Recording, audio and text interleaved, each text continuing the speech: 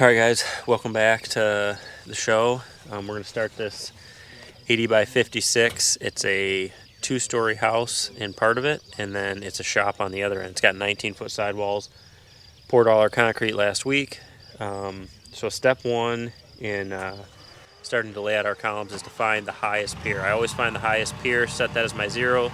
Then I know I have to add height to each of my other columns, and we'll explain that as we go. So I'm going to go around, find the highest one, start there.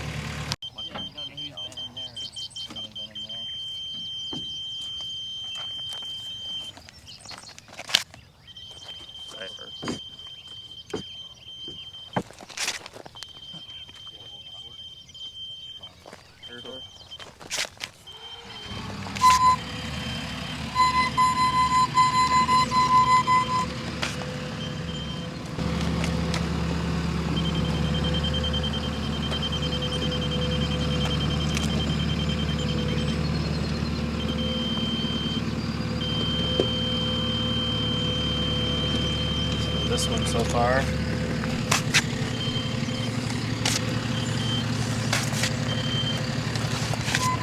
This side one was hold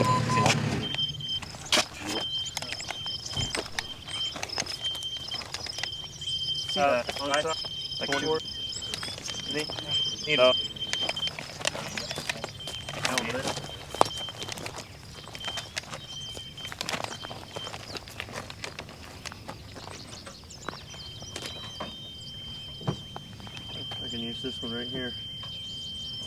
That's the same as that one. So there's 2 that are the highest, this one and that one over there. So I'm just going to use this as my 0 because it's closer to where I'm standing right now. The reason we find the highest one is so that we have to add to all the other columns. That way when we put our grade board on, these piers aren't getting in the way, and it makes it nice, simple, and clean. We know that every dimension that we write on these brackets is plus, so we have to add that to the column length. So now that I know this is 0, I'll write 0 on this, and I'll go around and write how much I have to bring each specific column up.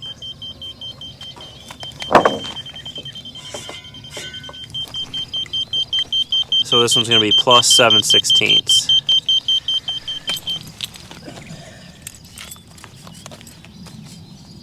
And I need a new marker.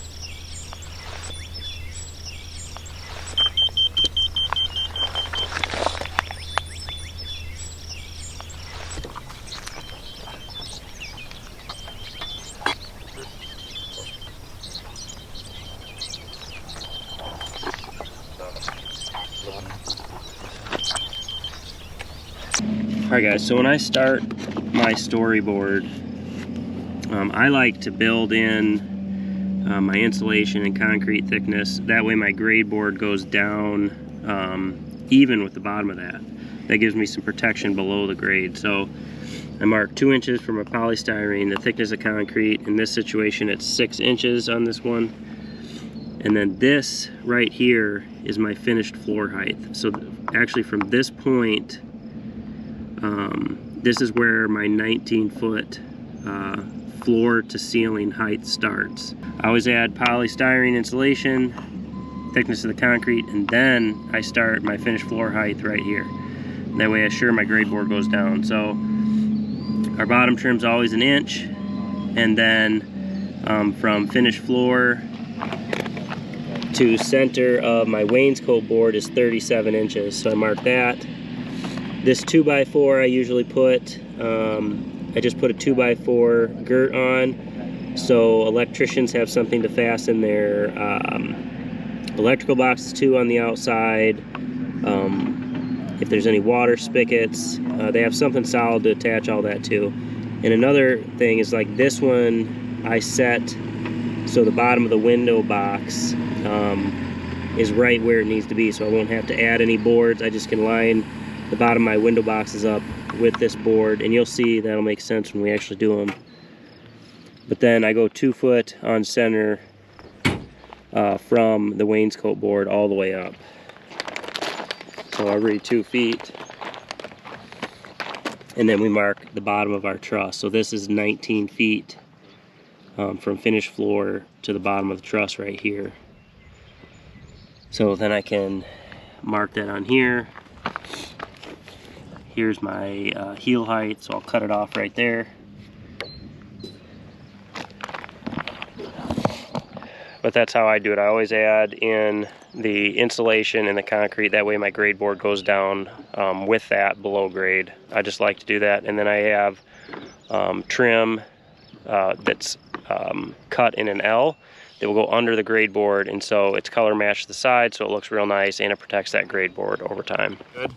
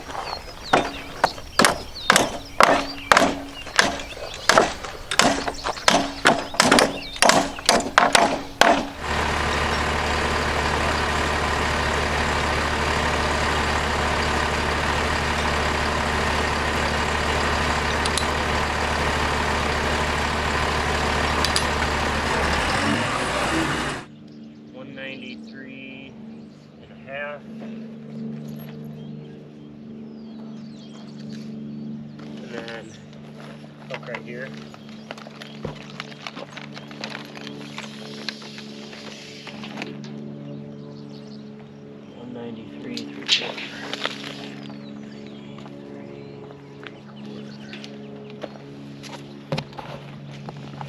Alright, so we're starting to lay these columns out. Typically we can't lay this corner column out because these brackets are in the way, but it just works out that we can. So we can just line this up with our line we scored in the concrete. Now we're just going to square these first 3, and then we can run all the way across. What was that number, Jake? 193 and a half. 193 and a half.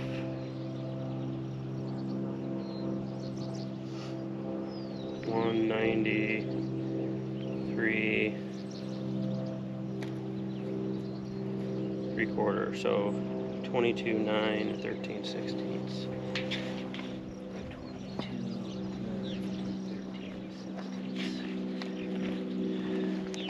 So that corner is going to be yours.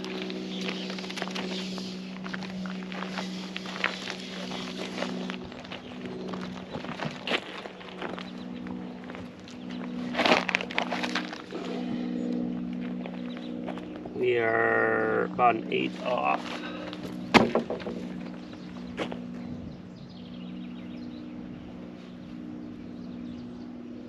13/16. Now go with that end. Outer mark up there. We're dang close. Maybe like a 1/16 off is all. So we can live with that.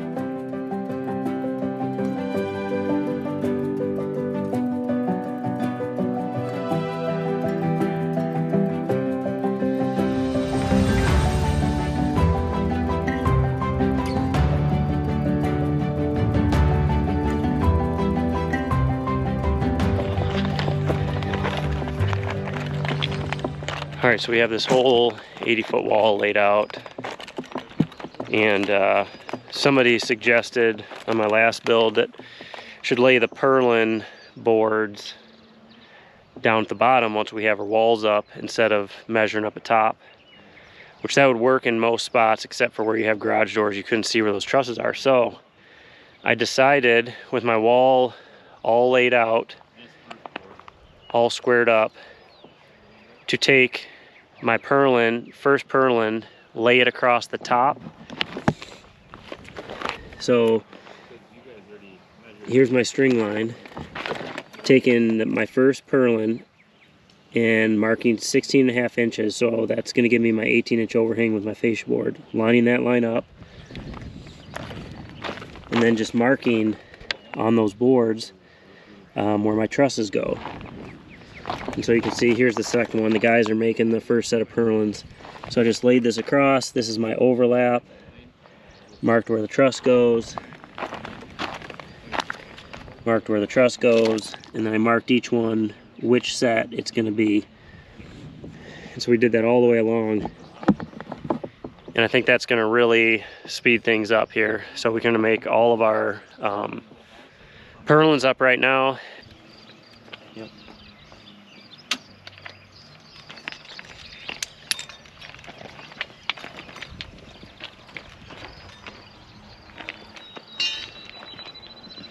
Yep. Yep.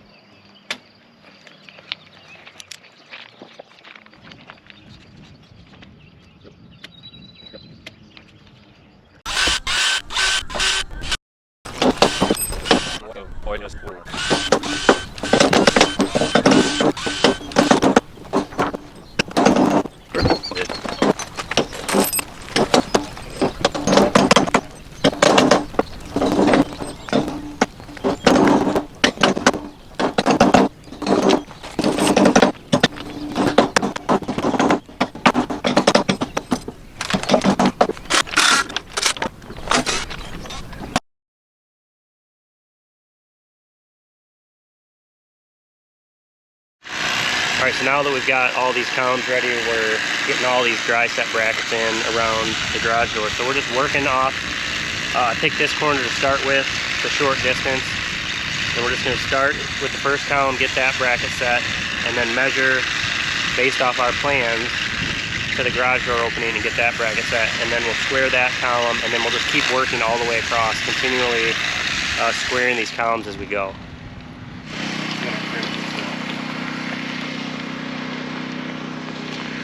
So hold it down at the bottom, Jake. There you go.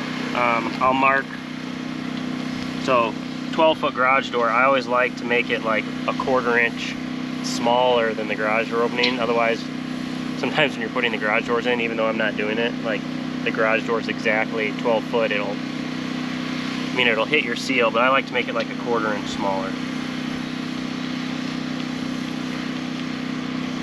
So we got 12 foot minus 1/4. That's where the edge of our post is going to be.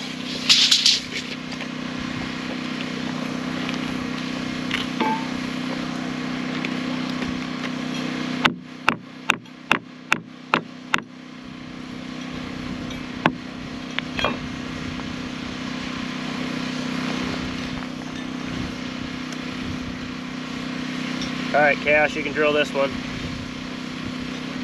And then just go You want to leave the bracket there to get you started, but just go in the middle so you can kind of visualize it. Yeah. And then pull the bracket off, you can do that too. That's kind of what I usually do. And if you go right in the middle, that gives you a little bit of leeway each way. Right. Once you get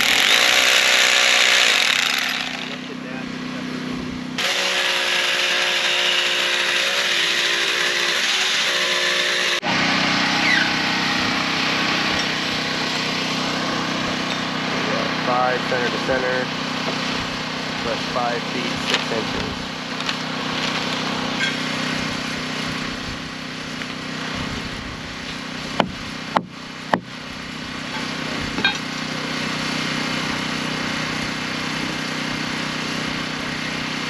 So when I'm putting these in, I'm drilling my hole right in the middle so I have a little plate each way.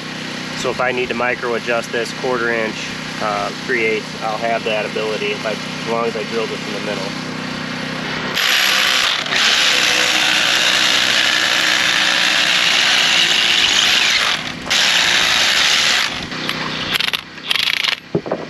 You can see right there, we have about 3/8 on each side that we can move this bracket back and forth if we have to.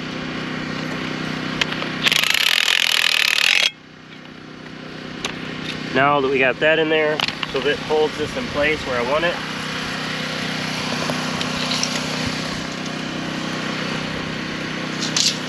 I'll just run a screw in here temporarily. Then we'll move on to the next one.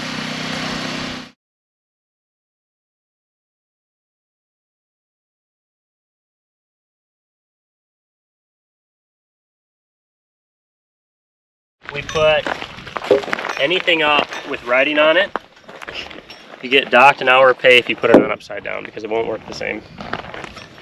Alright. Just kidding. It's just like a pet peeve of mine to put them on upside down. Jake always makes fun of me. From block-it to block-it tape, all the writing has Unless to it's be... absolutely necessary. Oh, yeah. Like, last... I will give it to you, Jake. The tape had to be put on upside down to go the way we were going. Alright, so these LVLs are 1 3/4, which you know that. Our girts are 1.5 inches, so we have to notch these out 1/4 inch so they sit flat. It's kind of a pain in the oops, sorry. You have to bleep that out. It's a pain in the butt, but we got to do it. So all our garage doors are going to have double LVLs on both sides. So I already marked these, so we'll use the little hand planer, plane those out, and then we'll flip them over, plane the other side so we don't have to do it up in the air.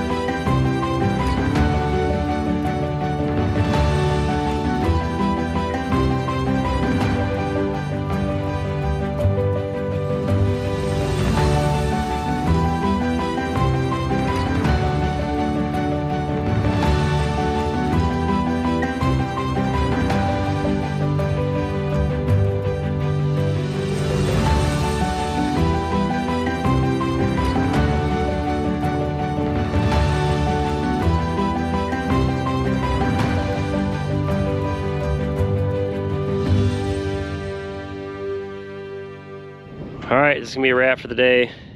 80-foot wall, 80-foot wall ready to go.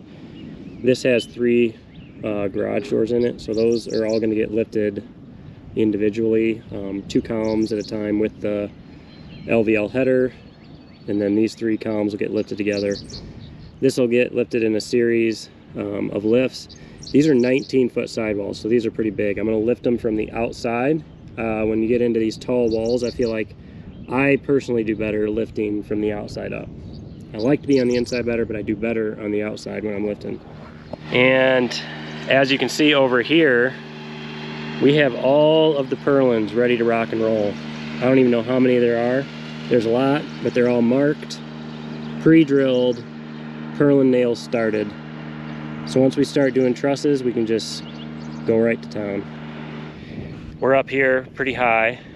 It's pretty beautiful. This thing isn't even maxed out, which means I wouldn't even be able to reach the roof of this building yet, which is a little nerve-wracking, huh, Justin? Yeah. More So I for me. figured there's 19-foot sidewalls, and I don't know, it's gonna be another 10-12 feet between the bottom of the truss and the top of the truss. So that puts us at, you know, right around 30 feet. The bottom of the lift goes up to 26. So I can still safely reach the top of the building by standing on these rails. And I'm not worried about that. I know JLG and all the safety people out there won't like it, but hey, that's how Mr. Post Frame rolls. What do you think about that, Justin? Better for you than for me. All right, so tomorrow we're raising walls. We'll catch you later. All right, well, that's gonna be a wrap for day 3 and 4, and we're cruising right along. Covered columns and building these walls. We really appreciate you guys watching. Like I said before, this is gonna be more of a day-to-day type series, kind of semi-live. So any questions, don't be afraid to ask, and we'll try to cover it.